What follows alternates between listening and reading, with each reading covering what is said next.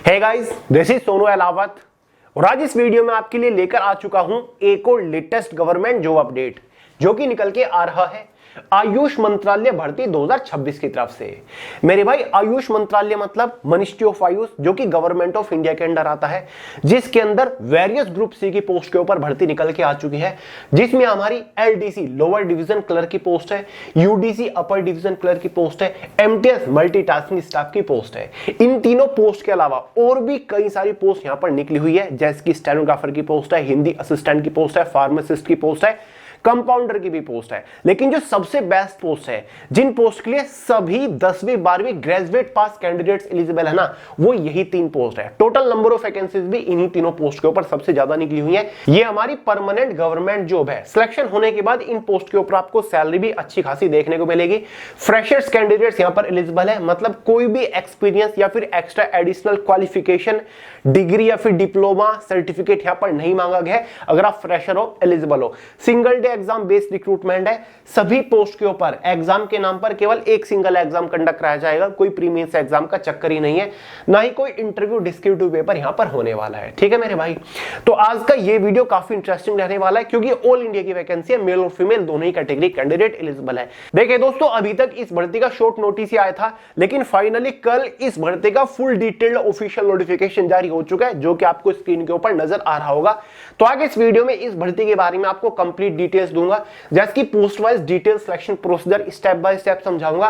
Age limit qualification के बारे में बात करेंगे, किस पोस्ट के लिए एज लिमिट क्या मांगी गई है, क्वालिफिकेशन क्या है, exam pattern, syllabus, previous year cut off को डिस्कस करेंगे, एग्जैक्ट इनिशियल यूनिट सैलरी कितनी मिलती है, एग्जाम सेंटर्स कहां पर रहेंगे, जॉब लोकेशन आपको कहां पर मिलेगी, जॉब प्रोफाइल और प्रमोशन अपॉर्चुनिटी के बारे में बात करेंगे। तो मेरे भाई, अगर आप इस नई नवेली भर्ती को लेकर जरा भी इंटरेस्टेड है तो वीडियो को पूरे ध्यान से आखिर तक जरूर देखिएगा।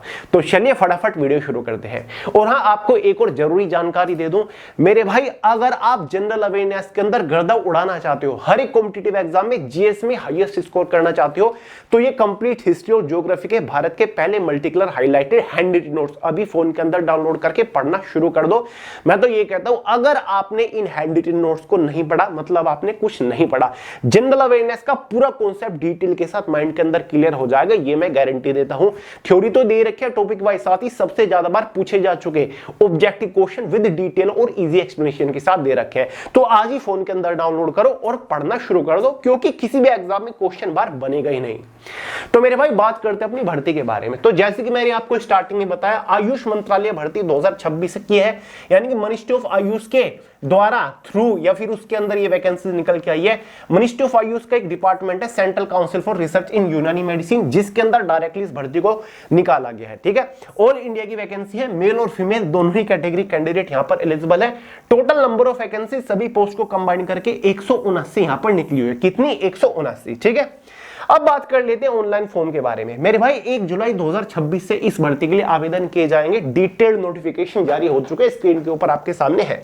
फॉर्म की जो अंतिम तिथि रखी गई है वो 31 जुलाई 2026 रखी गई है। इसका एग्जाम टेंटेटिवली सितंबर 2026 तक कंडक्ट कराया जाएगा। देखिए, नोटिफिकेशन में एग्जाम डेट तो अभी नहीं दे रखी है, लेकिन फिर भी एक्सपेक्टेड टेंटेटिवली एग्जाम सितंबर महीने तक हो जाएगा, क्योंकि इस विभाग के अंदर कोई पहली बार तो वैकेंसी नहीं निकल रही है। इन पोस्ट के ऊपर कई बार पहले भी भर्ती निकल चुकी है। ठीक है, तो तैयारी आपको अभी से शुरू करनी पड़ेगी। हालांकि कुछ खास आपको अलग से नहीं पढ़ना, जो आप किसी भी कॉम्पिटिटिव एग्जाम के लिए पढ़ते हो वही आपको बेसिक प्रिपरेशन करनी है।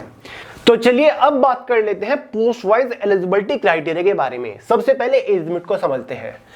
लोअर डिवीजन क्लर्क और अपर डिवीजन क्लर्क, इन दोनों पोस्ट के लिए जनरल वालों के लिए एज लिमिट 18 से 27 है। मिनिमम 18 साल, मैक्सिमम 27 साल है, और मैं जनरल कैटेगरी की बात कर रहा हूं। मल्टीटास्किंग स्टाफ की पोस्ट के लिए 18 से 25 साल है। स्टेनोग्राफर की पोस्ट के लिए 18 से 28 साल है। एज आपकी एज ऑन 31 जुलाई 2026 तक कैलकुलेट हो सकती है। ओबीसी वालों को जो एज में रिलैक्सेशन मिलता है मेरे भाई, वो 3 साल का मिलता है। एससी और एसटी कैटेगरी वालों को एज में जो रिलैक्सेशन मिलेगा वो 5 साल का देखने को मिलेगा। इस बात का ध्यान रखिएगा। जाएगा। ठीक है, तो अगर मैं आपको एग्जांपल के तौर पर बताऊं तो ओबीसी वालों के लिए एलडीसी यूडीसी के लिए एज लिमिट हो जाती है 18 से 30 साल, एससी एसटी वालों के लिए इन्हीं पोस्ट के लिए एज लिमिट हो जाती है 18 से 32 साल आफ्टर रिलैक्सेशन। तो अगर आप एलिजिबल है रिलैक्सेशन के लिए तो ले लीजिएगा। क्वालिफिकेशन देख लो, और पोस्ट वाइज मैंने वैकेंसीज भी लिख दी है, जैसे कि लोअर डिवीजन क्लर्क की पोस्ट है, यहाँ पर 26 वैकेंसीज है, 12वीं पास कैंडिडेट्स एलिजिबल है। अपर डिवीजन क्लर्क है 31 वैकेंसीज है, सभी freshers graduate pass candidates eligible है। फिर चाहे अपने BA BSc BCom BCA BBA कुछ भी कर रखा हो, कितने भी नंबर के साथ आप एलिजिबल है। मल्टीटास्किंग स्टाफ और साथ ही स्टेनोग्राफर की पोस्ट के लिए 10वीं पास एलिजिबल है। एमटीएस की पोस्ट के ऊपर 43 वैकेंसी है और स्टेनोग्राफर की पोस्ट के ऊपर कुल 7 वैकेंसीज है। भली वैकेंसीज आपको लिमिटेड नजर आ रही होगी, लेकिन यार कंपटीशन कम रहेगा, सिलेक्शन के चांसेस बेहतरीन होते हैं। ठीक है, चलो अब बात करते हैं सिलेक्शन प्रोसीजर के बारे में, यानी कि एग्जाम पैटर्न के बारे में। ठीक है, सिलेक्शन किस बेसिस पर होगा, तो सबसे पहले हम बात कर रहे हैं यूडीसी एलडीसी और स्टेनोग्राफर, क्योंकि इन तीनों पोस्ट का सिलेक्शन प्रोसीजर एग्जाम पैटर्न बिल्कुल सेम है, एग्जाम सिलेबस भी बिल्कुल सेम है। ठीक है, देखो मेरे भाई, एमटीएस को हम बाद में डिस्कस करेंगे। ठीक है, एमटीएस का एग्जाम पैटर्न है डिफरेंट। सबसे पहले तो आपका इसमें जनरल इंग्लिश सब्जेक्ट होगा, 20 क्वेश्चन आएंगे 20 नंबर के अंदर। दूसरा सब्जेक्ट जनरल इंटेलिजेंस और रीजनिंग 25 क्वेश्चन 25 नंबर के अंदर। तीसरा न्यूमेरिकल एप्टीट्यूड 25 क्वेश्चन 25 नंबर के अंदर। और मेरे भाई ये जो मैं आपको एग्जाम पैटर्न बता रहा हूं, कोई अपनी तरफ से नहीं बता रहा हूं, इसके नोटिफिकेशन में दे रखा है। जनरल अवेयरनेस 20 क्वेश्चन 20 नंबर के अंदर, बेसिक कंप्यूटर नॉलेज से 10 क्वेश्चन 10 नंबर के अंदर। इसी के बेसिस पर इसके पेपर में 100 क्वेश्चन होंगे, 100 नंबर का पेपर होगा, 100 ही मिनट क्वेश्चन पेपर की टाइम ड्यूरेशन होगी। देख रहे हो, मतलब ये 3 की तिगड़ी, 100 क्वेश्चन 100 नंबर के अंदर और 100 मिनट टाइम ड्यूरेशन। 0.25 मार्क्स के एग्जाम में नेगेटिव मार्किंग। और मेरे भाई एग्जाम आपका हिंदी और इंग्लिश में बाइलिंगुअल कंडक्ट कराया जाएगा। ठीक है, अब जनरल अवेयरनेस की टेंशन बिल्कुल भी मत लीजिएगा, जीएस बूम आपको दे रखे। जनरल अवेयरनेस की अब तक की सबसे सर्वश्रेष्ठ ई बुक है, जिसे फोन के अंदर डाउनलोड करके भी पढ़ सकते हो। मैं तो ये दावा करता हूं, एक बार जीएस बूम को अच्छे से पढ़ लो, किसी भी कॉम्पिटिटिव एग्जाम में इससे बार एक भी क्वेश्चन नहीं बनेगा, ये मेरी गारंटी है। लिंक मैंने डिस्क्रिप्शन बॉक्स में दे रखा है, इससे आप तैयारी कर लीजिएगा। सभी के सभी रिपीटेटिव सबसे ज्यादा बार पूछे जा चुके क्वेश्चंस हैं। ठीक है मेरे भाई, चलो अब देखिए, ये जो एग्जाम पैटर्न है ना, ये इन तीनों पोस्ट के लिए है और यही एक ऑब्जेक्टिव पेपर है। इसको क्वालिफाई कर लो, इसको क्रैक कर लो, आपका सिलेक्शन हो जाएगा। ठीक है, बात करें एग्जाम सिलेबस के बारे में, तो भाई इसके एग्जाम का full detail syllabus subject wise topic wise PDF form में मैंने way to success Telegram channel के अंदर प्रोवाइड करा दिया है, जिसका लिंक वीडियो के नीचे डिस्क्रिप्शन बॉक्स में। वहां से पूरे सिलेबस को फोन के अंदर डाउनलोड करके अच्छे से देख लो, समझ लो कि भाई इस बार किस सब्जेक्ट के अंदर से कौन से टॉपिक के ऊपर मोस्टली फोकस करना है। लिंक डिस्क्रिप्शन बॉक्स में है। फिर चाहे वो यूडीसी की पोस्ट हो, एलडीसी हो, स्टेनोग्राफर या फिर एमटीएस हो, सभी का आपको सिलेबस डिस्क्रिप्शन बॉक्स में मिल जाएगा। तो मेरे भाई एमटीएस की पोस्ट के एग्जाम पैटर्न को भी डिस्कस करेंगे, बट उससे पहले इन तीनों पोस्ट की सेकंड स्टेज के बारे में बात करते हैं। और एक बात का ध्यान रखिएगा, एमटीएस की जो पोस्ट है ना, इसमें केवल एक सिंगल एग्जाम है, इसमें कोई सेकंड स्टेज है ही नहीं। जी हां दोस्तों, एमटीएस की पोस्ट के ऊपर कोई सेकंड स्टेज है ही नहीं, केवल ये एक सिंपल सा एग्जाम क्वालिफाई करो और सिलेक्शन ले जाओ। सेकंड स्टेज केवल और केवल एलडीसी, यूडीसी और स्टेनोग्राफर की पोस्ट के ऊपर है। अब सबसे पहले एलडीसी और यूडीसी का एग्जाम वो देखो, स्टेज सेकंड। यहां पर आपका एक टाइपिंग टेस्ट होगा स्टेज सेकंड में। किसकी बात कर रहा हूं, एलडीसी लोअर डिवीजन क्लर्क और यूडीसी अपर डिवीजन क्लर्क। या तो आप इंग्लिश की 35 वर्ड पर मिनट की टाइपिंग स्पीड निकाल लो, या फिर हिंदी की 30 वर्ड पर मिनट की टाइपिंग स्पीड निकाल दो, आपका काम हो जाएगा। टाइपिंग टेस्ट क्वालिफाइंग नेचर है, कोई भी एक टाइपिंग आपको करनी आनी चाहिए। अगर फिलहाल टाइपिंग नहीं आती फिर भी आप आवेदन कर सकते हो, क्योंकि पहले एग्जाम होगा उसके बाद टाइपिंग टेस्ट होगा, तब तो आप 30-35 वर्ड पर मिनट की स्पीड निकाल के लेकर आ जाओगे। और इसके लिए कोई मार्क्स यहां पर नहीं दिया जाएगा, जस्ट क्वालिफाई करके आगे बढ़ना है। फाइनल सिलेक्शन जो होगा वो केवल और केवल इस एग्जाम के मार्क्स के बेसिस पर होने वाला है। ठीक है मेरे भाई, इस एग्जाम के मार्क्स के बेसिस पर फाइनल सिलेक्शन होगा। ऐसे ही एमटीएस की पोस्ट का एग्जाम पैटर्न डिस्कस करेंगे, तो ये 3-4 सेक्शंस में डिवाइड कर रखा है। पहला जो सेक्शन होने वाला है वो तो जो एसएससी एमटीएस का होता है ना मेरे भाई, एसएससी एमटीएस का आपको पता होगा पेपर का एग्जाम पैटर्न। 70 नंबर का जो पोर्शन है ना, वो एसएससी एमटीएस वाला है। ठीक है, जिसमें सेशन फर्स्ट सेशन सेकंड में डिवाइड करके रखते हैं पेपर को। मतलब इंग्लिश और जीएस के मार्क्स के बेसिस पर काउंट किया जाता है। जो मैथ होता है और रीजनिंग होता है वो क्वालिफाइंग नेचर होता है एसएससी एमटीएस का। तो इसके नोटिफिकेशन में क्लियरली लिख रखा है कि as per staff selection commission multitasking grade examination syllabus. ठीक है, उसके हिसाब से है।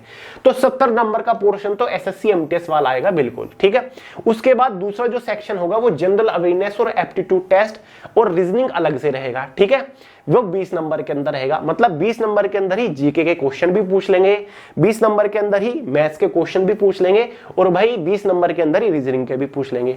साथ ही कंप्यूटर की बेसिक नॉलेज से भी आपके 10 क्वेश्चन आएंगे। तो इसी के बेसिस पर 100 क्वेश्चन होंगे, 100 नंबर का ही पेपर होगा, वही 0.25 मार्क्स के एग्जाम में नेगेटिव मार्किंग होगी, और वही ये 100 क्वेश्चन सोल्व करने के लिए आपके पास 100 मिनट का टाइम रहने वाला है। ठीक है, तो भाई ये सबसे आसान है। एमटीएस का पेपर बेहद आसान आपको देखने को मिलेगा एलडीसी और यूडीसी स्टेनोग्राफर के मुकाबले, बेहद आसान है, इजीली आप निकाल लोगे। एसएससी एमटीएस से तो बिल्कुल बहुत आसान है। ठीक है, तो भाई एमटीएस में कोई सेकंड स्टेज नहीं है, इन्हीं 100 नंबर के बेसिस पर आपको नौकरी मिलेगी फाइनल सिलेक्शन होने के बाद।